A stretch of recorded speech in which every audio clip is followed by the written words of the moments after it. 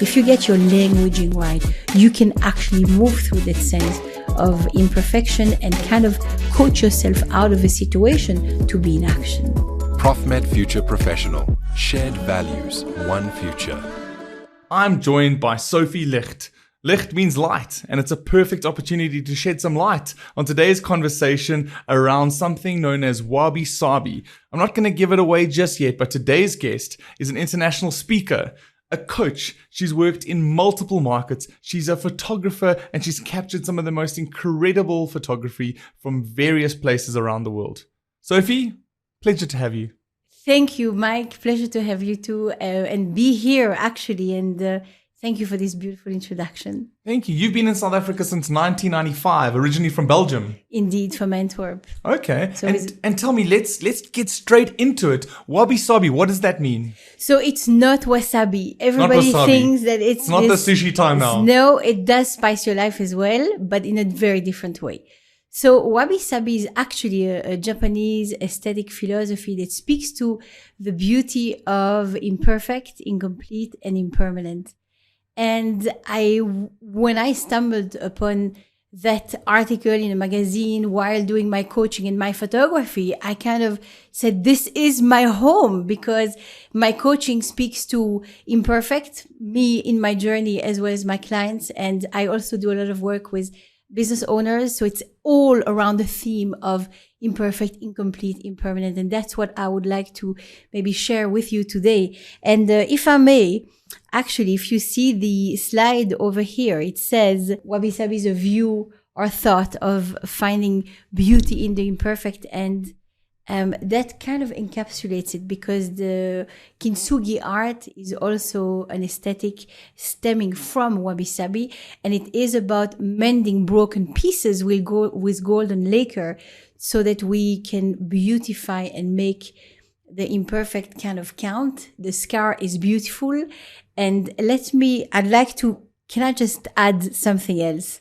I need to explain you where this is coming from. So here I am, few years old in Belgium, loving my life and my space. And my parents did decide to bring me to a boarding school in Switzerland at the age of 16.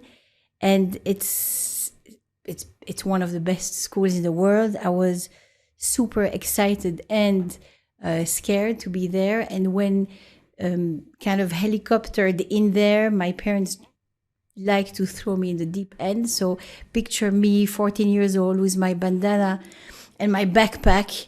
And my father said, great, I have to buy a couple of cigars, so I'm leaving now. And he just leaves with the car going at probably 150 kilometers per hour. I'm running after the car like a nerd. And I'm coming back, people laughing at me. And I'm thinking, this is going to be something. What can I do to survive this space? Because even if very beautiful, you are still left on your own device. There's nowhere to go home at night. And it took me 3 months. My aim was to become the funniest girl in the school. And did you nail it? I did. Wow, that's amazing. And it was super tiring, because for 3 years I had to make everyone laugh. So it was me on steroids for 3 years. And it started this discovery of, hold on, so being me is not enough. I need to make people laugh because that's what works. I've been voted actually funniest girl in the school. It was in the newsletter. I thought I did it. And actually, what an exhausting story. So after that, the whole unraveling of Wabi-Sabi is my journey of, how can I come back to myself, because it's going to be less tiring, and how am I going to do this? And that's how kind of Wabi-Sabi started. And I think for today's discussion, it's pertinent for professionals, for brokers that are listening to our conversation, because there was always this perfect construct of how you needed to be, the perfect doctor, lawyer, architect, engineer, etc., etc. You had to be the perfect scholar. You had to listen to what your parents said, how you needed to make them proud. And it was this whole long expectation of perfection. And then the imperfect happened 18 months ago. And here we are in a world where people are starting to realize that things aren't perfect. Correct. And maybe it is just as it needs to be, because we cannot wish problems away. It makes us so much stronger. I mean, for you, do you find that perhaps your strengths have come across from this time? Did you suddenly have to become more innovative? Did you bring something else in your life since COVID arrived?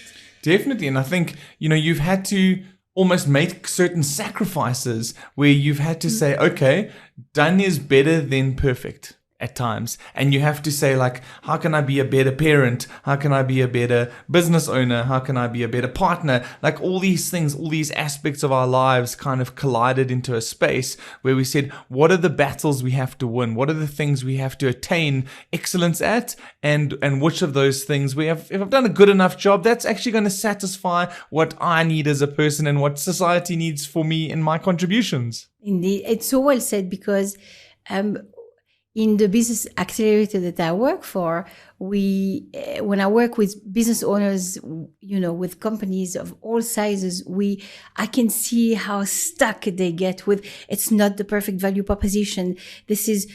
I don't have a campaign. My story isn't right. Let me go back to business cards. And that's not where it is. Quite frankly, it's in the selling, it's in the growing, it's in the marketing, but that's about showing up.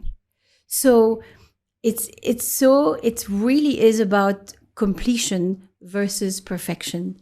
And it's about action. And that is what one of the pillars of WabiSabi is. So if I, would love to take you through these three pillars, right? 3 pillars, indeed. Yeah. And what I've done is that I've brought in my photography, because that's how I work. I bring in the imagery from wherever I am in the world that kind of dictates the philosophy of something. And as you can see, that picture of the footstep in the sand is one that I've taken in close to the Makwaland. Mm-hmm. Thank you. And it brings all 3 aspects, right? Because the impermanent is the footstep that's no longer going to be there an hour from now, or maybe 5 minutes, depending on the wind. And those lines are imperfect, but they kind of are quite harmonious. And then the incomplete is like, where does it start and where does it end? And that's really the beginning of that philosophy. So if I look at that first pillar of impermanent is if things are transient. Where do we need to be more so? In the now, right? Mm. And it's such a hard thing to do, because we either stuck in the past or in the future, very rarely in the present moment. Mm. So past would mean if you are in regret, if you are in sadness, if you are feeling guilty, if you glorify the past, you know that you are in the past, you need to rope your mind back in to the present moment.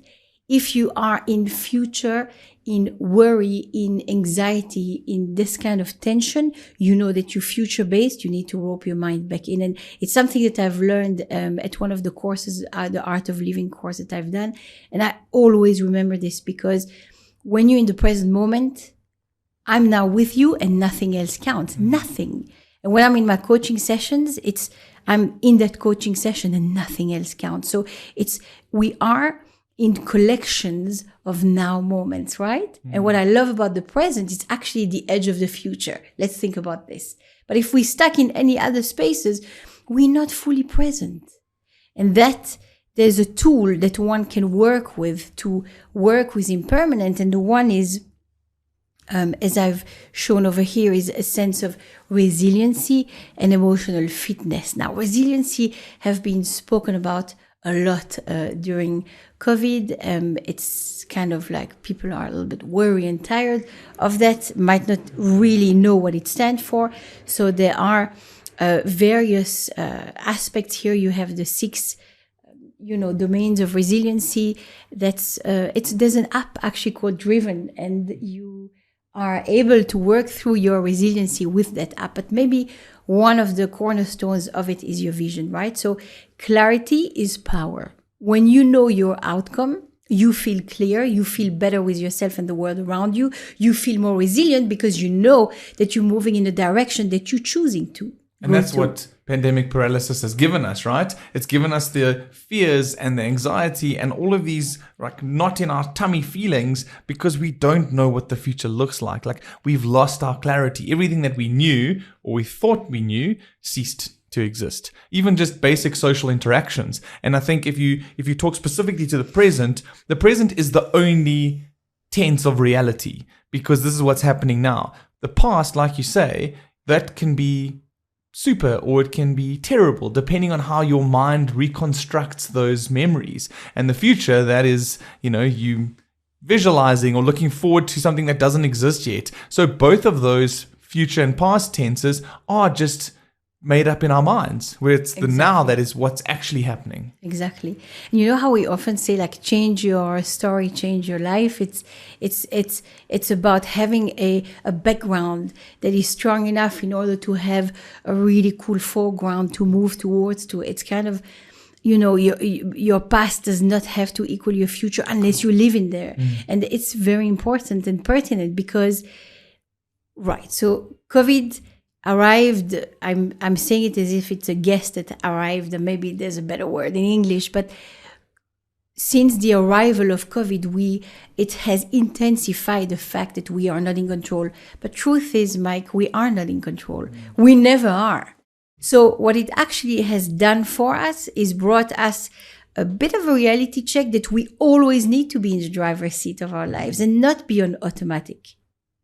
So that's the story about the resiliency, and the emotional fitness is another really interesting one, because we often go to the gym to ensure that our physical well-being is there and that we exercise our muscles. And I would like to say, what about our emotional home, right?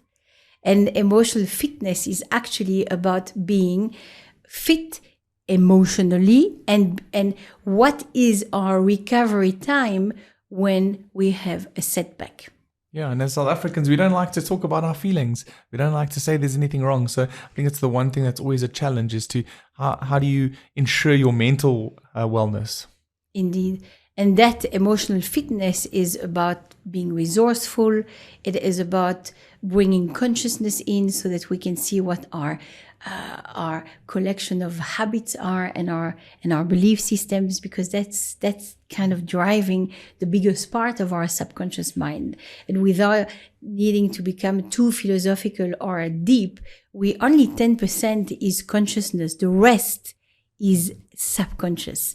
And Peter Sage came up with a brilliant way of introducing it, because I'm an avid reader of, everything that is related to personal development. He kind of shared that our consciousness is like an ant, right? So imagine us being conscious right now. We are this industrial ant moving towards a northerly direction, but we're sitting on the back of an elephant marching south. So there is a dynamic tension between where we want to go and where we think what we are about. And our belief system will always win. And that's why we need congruency. And that happens through emotional fitness. And tell me, what have you noticed working with professionals from a range of companies through this business accelerator that you're involved in? Like, have you seen a drastic shift in professionals? Have they become more resilient? Have they gone into, like, batten down the hatches, buy the baked beans, and let's set up the bomb shelter mentality? Like, what's the headspace of the professionals that you deal with? So the ones that I have seen and worked with throughout this time, it's been very varied, but mainly extremely resilient. You know why? Because you have no choice, right? So it's that sense of hunger. So when you are salaried, there is a little bit more luxury, if I may say, to kind of, feel a little bit down and under, because we get paid at the end of the month. But when we don't get paid, we have to make things going, right? We have to move with what we have. We just don't have the time. So yes, being human, what I've seen and worked with most of these businesses is that when they do feel down, that recovery time is a lot faster, because they just can't afford to be down. Survival of the fittest. It really is like that. Okay. And tell me, what's in your next slide? What have you got for us? So Imperfect, this picture is really close to my heart. It's one that I've taken when I was walking in the streets of Paris with a good friend of mine. Yes. We walked through the Jewish quarter and I was mesmerized by the beauty of this very old door, as you can see, with peeling stickers with Hebrew letters. So I'm Jewish as well, but I just found it to be like a rabbit hole. And she just said, "What are you taking a picture of this super ugly door?" And I said, "Can you see? This is unbelievable in its imperfection." So that for me really is the epitome of imperfect. And what I want to speak about here is, and all of these tools do kind of bleed in one another, and it does have a sense of flow or waterfall, because one cascades into the other. So this one is about focusing on becoming, on striving for excellence and not perfection. It is about action and being decisive. So, for example, in here, we speak to the fear of hesitation, right? Because if we think we're not perfect, we're not going to do what we're meant to be doing. So that is this tool that we are needing to work with, is being much more decisive and not letting our thoughts and our kind of thinking and feeling run our lives. And your coaching clients, like how do you get them to consider hesitation versus knee-jerk reactions, and then do those decision-making elements need to have experimentation and insights supporting them? Very good question. So, you know what's interesting about our brain is that, so we are designed to simply survive. That is our modus of operandum. And so what the brain is going to do is, when it feels that there is a moment of stress coming on, it's going to kind of, magnify this particular signal and alarm that there is a sense of danger. So perhaps when you put your beautiful shirt on this morning, you didn't feel any kind of stress. But if you think of the first date, if you married, yes, and I'm not trying to hit on you. So imagine that first date with your wife, and maybe there was a sense of being nervous, and think about the thoughts that you gave yourself, that you spoke to yourself, with yourself about that. Yes. Now, if you buy into this consistently, this is where, again, we rob ourselves from doing what we're supposed to do, becoming the best version of ourselves, all the kind of stuff that we always hear. Mm. Because one of the mechanisms of the brain is to, as I said, is called the spotlight effect, to bring in hesitation, is, Mike is in panic mode or is anxious. Let us just magnify the risk and ensure that he stays put. So what we need to do then is move through our hesitation into action. And one of the big coaching rules that we have is like, act independently of your thinking and feeling. Because we have so many thoughts per day. Some say 6,000. I've heard 10,000, even more so. So there's that sense of lots of thoughts running, and also feeling. I don't feel like doing it. Will never feel like doing anything uncomfortable. And it's so difficult to separate the being from the fear and all the anxiety and all the laziness. Correct. So what I do is I take people on a Sunday through an immersive experience where, instead of intellectualizing about it, I bring everybody in the pool with a 10-degree pool. Wow. So we do Wim Hof breathing. I contextify everything regarding the fear of hesitation and trying to move beyond that. And I would like them to use the metaphor of the pool for whatever it is that they are feeling that they can't cross in their lives. And I've done that with a Tony Robbins course. 2 years ago, I was in Singapore and I did the firewalk, which was super scary, because it's a beautiful romantic notion to think that you can walk on coal, but when you see them arriving with that hot barrel of coal, it's a different story. Your mind basically paralyzes you, doesn't it? Correct. But what's interesting is your physiology is in partnership with your mind. So if you get your physiology on your side, if you get your focus right, if you get your languaging right, you can actually move through that sense of imperfection and kind of coach yourself out of a situation to be in action. Tell us about the final pillar. So the final pillar speaks to incomplete. So incompletion really, and that's why I took a picture of the bonsai that you can see here, is that nothing in nature is like that sense of where does it start and where does it finish. Everything is in constant evolution, isn't it? So that's what that pillar is about and what is needed there. So if you think about the first pillar, we spoke about the need to being in the now moment and feeling resilient and having emotional fitness. When we spoke about imperfect, we spoke about action and being quite decisive. The tool that we want to use for incomplete, because it is the journey around growth, and I mean that's very important for businesses as well, right? Yes. When we hear businesses needing to pivot, how do we do this? It's essentially being able to listen to your customers, listen to ensure that innovation is led by customers, is ensuring that a lot of conversations are happening for us not to be stuck in what is known as the past and not be as adaptable. So the tool is ultimately resourcefulness, right? What it means is that I have heard business owners speak about, I don't have enough money right now.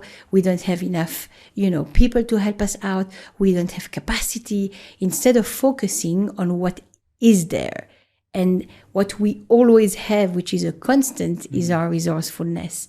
What does it mean? Our commitment, our creativity, our intelligence, our success stories. You can continue. There's such a big list, but resourcefulness, and it's unique, and we all have it. So that's one of the big sources of energy that one can have and manage, is to have a sense of ultimate resourcefulness. And what I love to kind of move through to the next slide is that, again, something that I spoke about, or that is often mentioned in our personal development courses, is that success is 80% psychology and 20% skills or mechanics. And I've seen this again with the people that I coach. You can be the best engineer, marketer, technician, doctor, but if you don't have the emotional state to back yourself up, you just have a great set of skills, but it's going to be a little bit harder to make it in life. So psychology is where we mainly need to work on. What does it mean? Not needing to go to a psychologist, but working on our emotion. And maybe if you do, it's also great, but it speaks to emotional and mental state. It speaks to your mindset. It speaks to essentially, just like the bamboo that you see, because that's not a picture that I've taken, but that I found truly beautiful. Why is it so strong? Because it can bend in.